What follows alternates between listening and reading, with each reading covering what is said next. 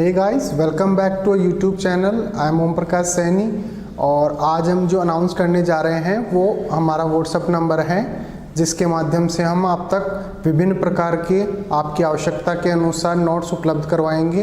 आपको अपना सब्जेक्ट और क्लास लिखकर हमें व्हाट्सएप करना है।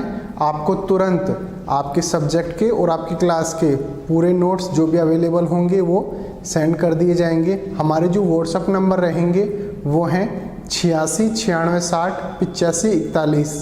आप इस नंबर पर हमें व्हाट्सएप कर सकते हैं। आप इस पर कॉल ना करें, कॉल रिसीव नहीं कर पाएंगे क्योंकि काफ़ी स्टूडेंट्स होते हैं वो कंटिन्यूसली इस पर कॉल करते हैं। Thank you so much.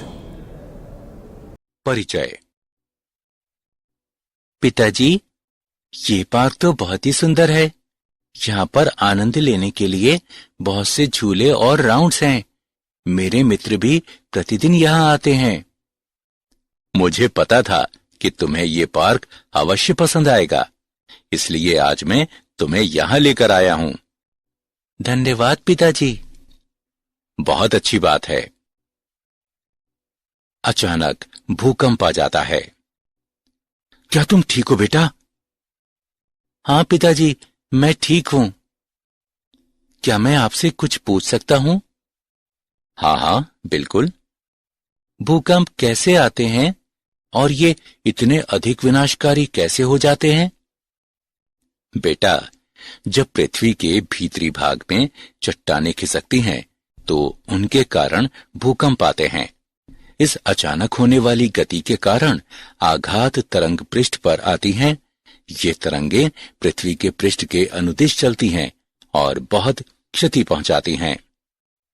जी पिताजी, अब मुझे समझ में आ गया और मैं इन तरंगों के विषय में और जानना चाहता हूं। ठीक है बेटा, मैं तुम्हें बताऊंगा। बच्चों, आज हम तरंगों के विषय में और पढ़ेंगे। उद्देश्य। इस पाठ के अंत में आप निम्न करने में सक्षम हो जाएंगे।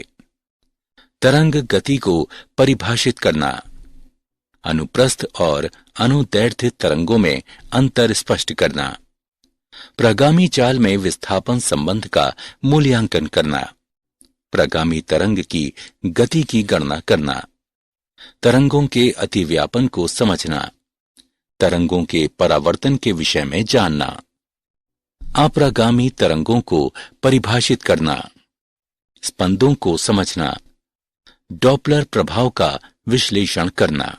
परिभाषा। तरंगों के द्वारा बिना द्रव्य की आयतन चाल के ऊर्जा का स्थानांतरण संभव होता है। तरंग गति को विक्षोभ के एक प्रकार के रूप में परिभाषित किया जा सकता है, जो माध्यम के कणों की उनकी माध्य स्थितियों से दोहराए जाने वाले आवर्ती कंपनों के कारण होता है और माध्यम का कोई नेट स्थानांतरण हुए बिना ये गति एक कण से दूसरे कण में पहुंचाई जाती है। एक पत्थर का पानी में गिरना, एक लड़के का किसी से बात करना। भूकंप। ये तरंग गति के कुछ उदाहरण हैं। इस पाठ में हम यांत्रिक तरंग गति के विषय में पढ़ेंगे। यांत्रिक तरंगों को केवल उन भौतिक माध्यमों में उत्पन्न एवं संचारित किया जा सकता है जिनमें प्रत्यास्थता और जड़त्व होता है।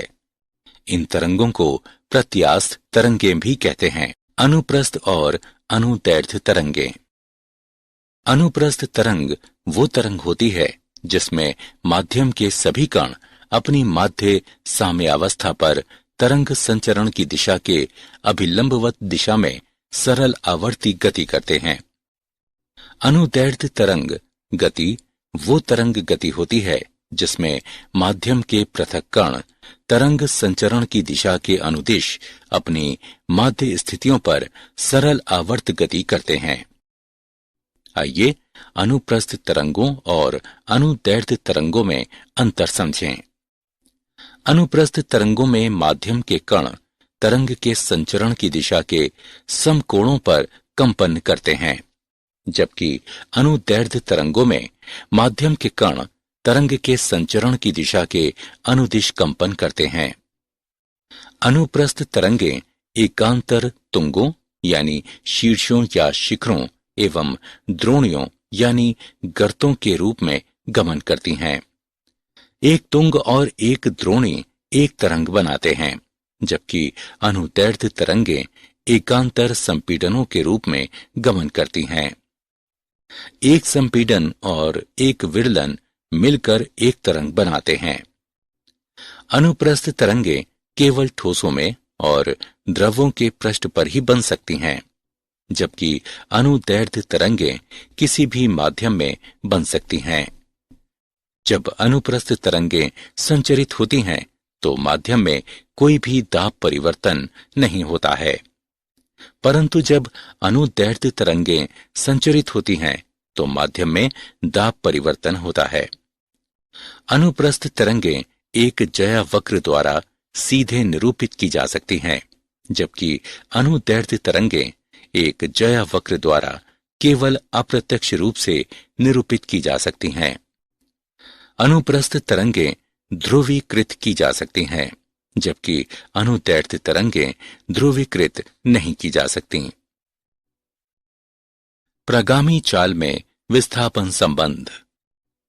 प्रत्येक क्षण में विस्थापन समय फलन उस क्षण पर तरंग की आकृति बताता है। ये उस अवस्थिति पर माध्यम के निर्माण की गति का भी वर्णन करता है।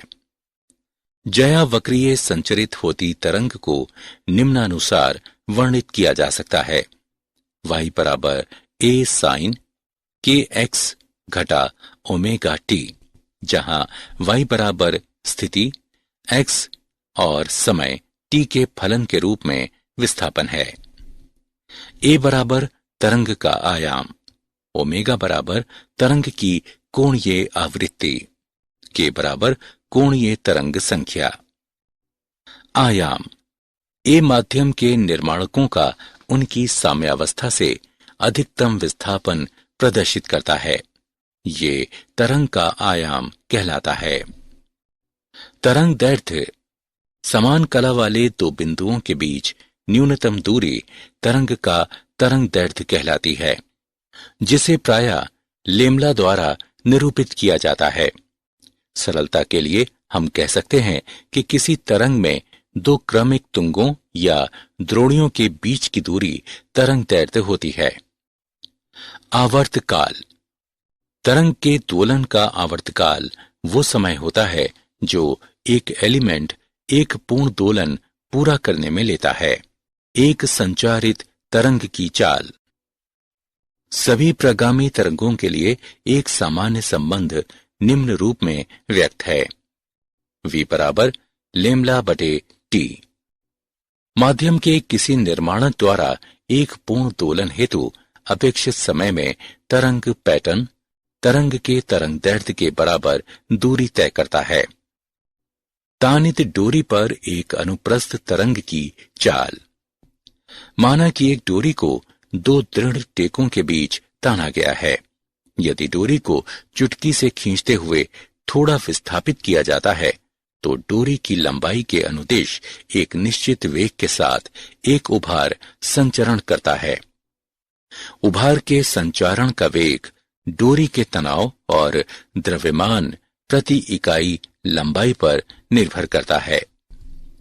तानित डोरी पर संचरण करने वाले विक्षोभ का वेग निम्नानुसार व्यक्त है। c बराबर वर्गमूल t बटे म्यू, जहां t बराबर डोरी में तनाव, म्यू बराबर द्रव्यमान प्रति इकाई लंबाई। अब एक सिरे पर स्थिर की गई डोरी के दूसरे सिरे पर एक भार लटकाते हुए इसे तानित किया जाता है। डोरी में तनाव डोरी के प्रत्यस्थता गुण और जड़त्व से संबंधित है। तानित करने पर वेग निम्न रूप में व्यक्त होता है। c बराबर वर्गमूल t बटे पाई आर वर्ग रो, जहां r बराबर डोरी की त्रिज्या, रो बराबर सामग्री का घनत्व। एक अनुदैर्ध्य तरंग की चाल। एक अनुदैर्ध्य तरंग के संचरण का वेग माध्यम की प्रत्यास्थता तथा घनत्व पर निर्भर करता है। तरंग वेग बराबर वर्गमूल प्रत्यास्थ मॉडुलस बटे घनत्व। तरंगों के अध्यारोपण का सिद्धांत। तरंगों के अध्यारोपण के सिद्धांत के अनुसार माध्यम में किसी बिंदु पर एक साथ कार्य करने वाली तरंगों के कारण विस्थापन उनमें से प्रत्येक द्वारा पृथक रूप से कार्य करने के कारण विस्थापन सादिशों का सदिश योग होता है। आइए एक उदाहरण देखें। एक दूसरे के निकट आते दो स्पंदों पर विचार करें। जब स्पंद एक दूसरे को पार करते हैं तो वे संयुक्त होकर एक परिणामी स्पंद बनाते हैं। एक दूसरे को पार करने के बाद वे पुनः इस तरह स्वतंत्र रूप से गमन करने लगते हैं जैसे कुछ ना हुआ हो। इससे तरंगों के अध्यारोपण की निम्न 3 महत्वपूर्ण स्थितियों का पता चलता है। समान आवृत्ति की 2 तरंगें समान वेग के साथ समान दिशा में चलती हैं। इससे तरंगों के व्यक्तीकरण की घटना होती है। सदृश आवृत्तियों तथा आयामों वाली 2 तरंगें विपरीत दिशाओं में समान चालों से एक ही पथ के अनुदिश गमन करती हैं। इससे अप्रगामी तरंगें उत्पन्न होती हैं। अल्प भिन्न आवृत्तियों वाली 2 तरंगें समान वेग के साथ समान दिशा में चलती हैं। इससे विस्पंदों की परिघटना होती है। तरंगों का परावर्तन। जब कोई तरंग किसी दृढ़ परिसीमा से टकराती है तो ये पूर्णतः परावर्तित हो जाती है, और यदि परिसीमा दृढ़ नहीं है तो आपतित तरंग का एक भाग परावर्तित हो जाता है और कुछ भाग द्वितीय माध्यम में पारगमित हो जाता है। आइए एक उदाहरण देखें। एक स्पंद एक तानित डोरी के अनुदिश गमन करता है और परिसीमा द्वारा परावर्तित हो जाता है। परावर्तित तरंग की आकृति आपतित स्पंद के समान होती है, किंतु परावर्तन होने पर इसकी कला में 180 डिग्री परिवर्तन हो जाता है। ऐसा इसलिए होता है क्योंकि परिसीमा दृढ़ है और परिसीमा पर हर समय विक्षोभ का विस्थापन शून्य ही होता है। जब परिसीमा नहीं होती तो परावर्तित तरंग की आकृति और कला आपतित तरंग के समान होती है। स्थैतिक अप्रगामी तरंगें। विपरीत दिशाओं में गमन करने वाली 2 एक समान प्रगामी तरंगों के अध्यारोपण द्वारा निर्मित परिणामी तरंग अप्रगामी तरंग कहलाती है। प्रस्पंद। कुछ बिंदुओं पर विस्थापन अन्य बिंदुओं की अपेक्षा सदैव अधिकतम होता है। ये बिंदु अधिकतम आयाम के साथ कंपन करते हैं और प्रस्पंद कहलाते हैं। 2 क्रमिक प्रस्पंदों के बीच की दूरी λ/2 होती है। निस्पंद। कुछ बिंदुओं पर विस्थापन सदैव शून्य होता है। ये बिंदु जो सदैव स्थैतिक रहते हैं निस्पंद कहलाते हैं।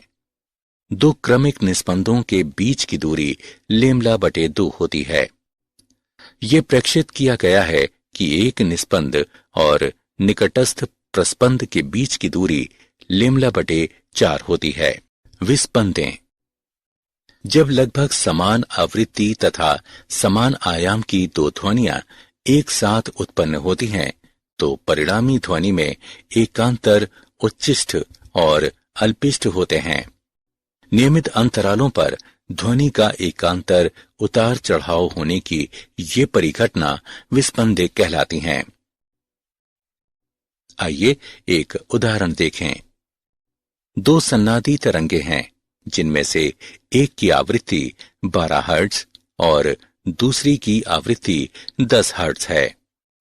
जब वे एक दूसरे पर अध्यारोपित होती हैं तो वे 2 हर्ट्ज आवृत्ति की विस्पंदें उत्पन्न करती हैं। प्रति सेकंड सुनी जाने वाली विस्पंदों की संख्या विस्पंद आवृत्ति कहलाती है। विस्पंदें केवल तब सुनी जाती हैं जब 2 ध्वनिकारी निकायों की आवृत्तियों में अंतर 10 से अधिक नहीं होता। ऐसा श्रवण निरंतरता के कारण होता है। प्रत्येक तीव्र ध्वनि से अगली तीव्र ध्वनि तक का समय एक विस्पंद काल कहलाता है। उदाहरण, आइए विस्पंद का एक उदाहरण देखें। एक साथ बजाए जाने पर एक ट्यूनिंग फोर्क और एक वायु स्तंभ 51 डिग्री सेल्सियस पर 1 सेकंड में 4 विस्पंदें उत्पन्न करते हैं। वायु स्तंभ का तापमान घटाकर 16 डिग्री सेल्सियस कर दिए जाने पर वही ट्यूनिंग फोर्क 1 विस्पंद प्रति सेकंड उत्पन्न करता है। ट्यूनिंग फोर्क की आवृत्ति निर्धारित करें। आइए इसका हल देखें। जब वायु स्तंभ का तापमान कम किया जाता है तो वायु स्तंभ में ध्वनि की चाल कम हो जाती है। चूंकि V बराबर U बटे लैम्ब्डा, इसलिए V घटता है। चूंकि निम्नतर तापमान पर विस्पंद प्रति सेकंड की संख्या कम है, इसलिए हम ये निष्कर्ष निकालते हैं कि वायु स्तंभ की आवृत्ति ट्यूनिंग फोर्क की आवृत्ति से अधिक है। माना ट्यूनिंग फोर्क की आवृत्ति V है तो 51 डिग्री सेल्सियस पर वायु स्तंभ की आवृत्ति N-4, 16 डिग्री सेल्सियस पर वायु स्तंभ की आवृत्ति N-1। दिए गए मानों की गणना करने पर हम पाते हैं कि ट्यूनिंग फोर्क की आवृत्ति 50 हर्ट्ज है। डॉपलर प्रभाव। ध्वनि का स्रोत प्रेक्षक तथा माध्यम की आपेक्षिक गति में होने पर ध्वनि की आवृत्ति में आभासित होने वाला परिवर्तन डॉपलर प्रभाव कहलाता है। आइए विभिन्न स्थितियों में ध्वनि की आभासी आवृत्ति पर चर्चा करें। स्थिति 1, स्रोत गतिशील, प्रेक्षक स्थिर, माध्यम स्थिर। माना कि स्रोत और प्रेक्षक को V दूरी से पृथक किया गया है, जहां V ध्वनि का वेग है। माना कि स्रोत से उत्सर्जित ध्वनि की आवृत्ति न्यू है। अब स्रोत प्रेक्षक की ओर Vs वेग से चलना आरंभ करता है। ये देता है न्यू डैश बराबर V बटे लैम्ब्डा डैश। गणना करने पर हम पाते हैं कि न्यू डैश बराबर V बटे V माइनस Vs गुणे न्यू। इसलिए चूंकि ध्वनि का स्रोत प्रेक्षक की ओर बढ़ता है, इसलिए आभासी आवृत्ति न्यू डैश वास्तविक आवृत्ति न्यू से अधिक हो जाती है। यदि स्रोत प्रेक्षक से दूर जा रहा है तो आभासी आवृत्ति निम्न द्वारा व्यक्त होगी। न्यू डैश बराबर V बटे V प्लस Vs गुणे न्यू। स्थिति 2, प्रेक्षक गतिशील, स्रोत स्थिर, माध्यम स्थिर। प्रेक्षक स्रोत की ओर V0 वेग से चलता है। 1 सेकंड में प्रेक्षक V जमा V0 दिग स्थान घिरने वाली तरंगें प्राप्त करता है। इकाई दूरी में तरंगों की संख्या बराबर न्यू बटे V। V जमा V0 दूरी में तरंगों की संख्या बराबर न्यू गुणे V जमा V0 बटे V। आभासी आवृत्ति न्यू डबल डैश बराबर V जमा V0 बटे V गुणे न्यू। यदि प्रेक्षक स्रोत से दूर जा रहा है तो आभासी आवृत्ति निम्न द्वारा व्यक्त होगी। न्यू डबल डैश बराबर V घटा V0 बटे V गुणे न्यू। स्थिति 3, जब स्रोत और प्रेक्षक दोनों ही एक दूसरे की ओर गतिशील हैं। जब स्रोत और प्रेक्षक दोनों ही एक दूसरे की ओर गतिशील हैं तो आभासी आवृत्ति निम्न द्वारा व्यक्त होगी।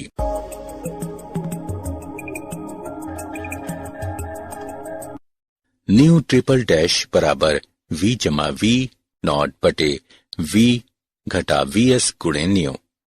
यदि स्रोत और प्रेक्षक दोनों ही ध्वनि की दिशा में चल रहे हैं तो न्यू ट्रिपल डैश बराबर V घटा V0 बटे V घटा Vs गुणे न्यू। क्या आप जानते हैं यांत्रिक तरंग सामग्री माध्यम में उत्पन्न विक्षोभ होता है जो अपनी स्वयं की प्रकृति में किसी परिवर्तन के बिना एक नियत चाल के साथ माध्यम में गमन करते हुए ऊर्जा और संवेग स्थानांतरित करता है। जल के पृष्ठ पर से पवन गुजरने के कारण घर्षण बल उत्पन्न होने से जल में लहरें बनती हैं। पवन की प्रबलता, पवन प्रवाह की दूरी और अवधि की लंबाई यानी निर्घात इसका निर्धारण करते हैं कि लहर कितनी बड़ी होगी। तूफानों के समय निम्न वायु दाब तथा अभितटीय पवनें एक तूफान प्रोत्कर्ष यानी महोर्मी उत्पन्न कर सकते हैं, जो तट पर जलस्तर को सामान्य समुद्री स्तर से अनेक मीटर ऊंचा उठा सकता है। सारांश। आइए हमने जो कुछ सीखा है उसे संक्षेप में दोहराएं।